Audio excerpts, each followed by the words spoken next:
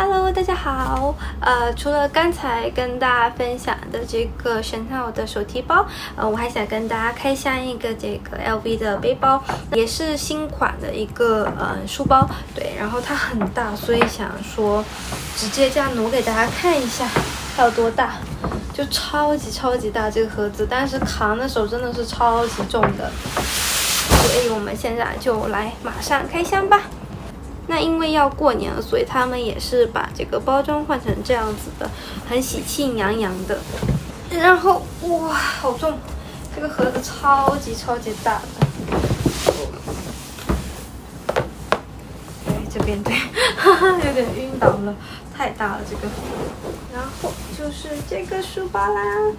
这款书包我非常喜欢，这个是买给我老公的。那它这个是完全是雾面状的，你看它的整个五金都是雾面的，特别好看。然后还有就是很好，就是它后面这个设计。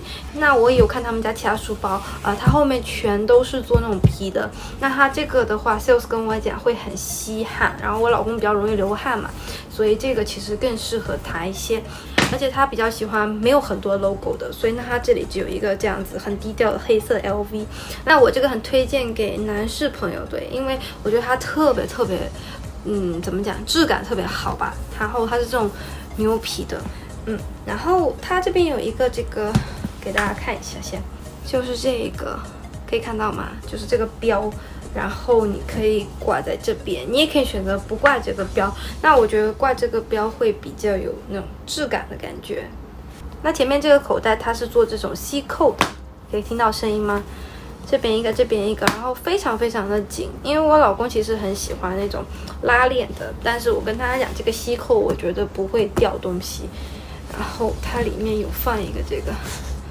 保护的，所以我们现在开里面给大家看一下吧。它超级大的，全是这种填充的，把它拿出来先。然后就是这样子啦。那这里有一个口袋在这里，然后就没了。它整个空间就是这样，很像书包那样子的。这个话放电脑17寸还是18寸都没有问题。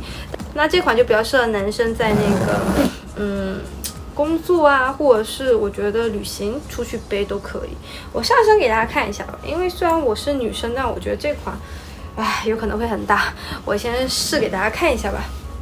那背上身整体是这样子，会不会很大？我感觉好大呀。然后我特别满意就是它这边标，但因为它是男孩子款，所以我觉得我背不一定特别的好看。那这个包包现实看绝对比视频上的好看。那这款的价格应该是4400新币，对，我是在阿勇买的，它是有货的。那如果大家有喜欢的话，也可以去专柜看一下。